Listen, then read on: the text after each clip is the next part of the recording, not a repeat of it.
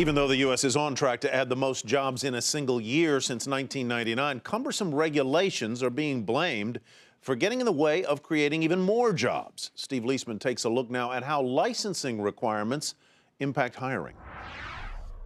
What do a florist, a manicurist, and an interior designer have in common? And no, this is not a dumb bar joke. Give up? They're all jobs for which somewhere in the country, and sometimes many places in the country, the government requires a license, registration, or certificate to go to work.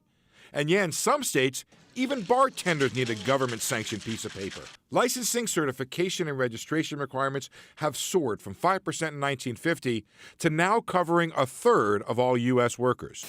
Economists like University of Chicago's Stephen Davis increasingly point to such local, state, and federal rules to explain why the U.S. job market has taken longer to rebound.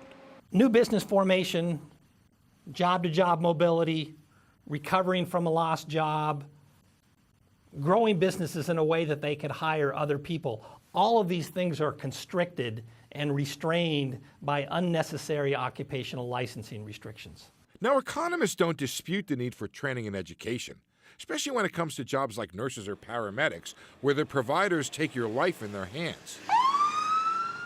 Trouble is that in places like California, a job such as an emergency medical technician or EMT requires less training than, for example, an interior designer. They are, to some extent, incumbent protection devices. They often do serve the purpose of driving up wages for the incumbents, but they do that in a way that's harmful to competition. A report co-authored by Princeton professor Alan Krueger, President Obama's former top economic advisor, found that licensing and registration can be linked to 18% higher wages. In California, an interior designer requires serious professional experience, up to 2 years working in an apprenticeship. But those rules are defended even by 25-year-old Allie Dahl, who is slogging her way through the process. For my job, for the buildings that I work on, I think it's important and necessary to know.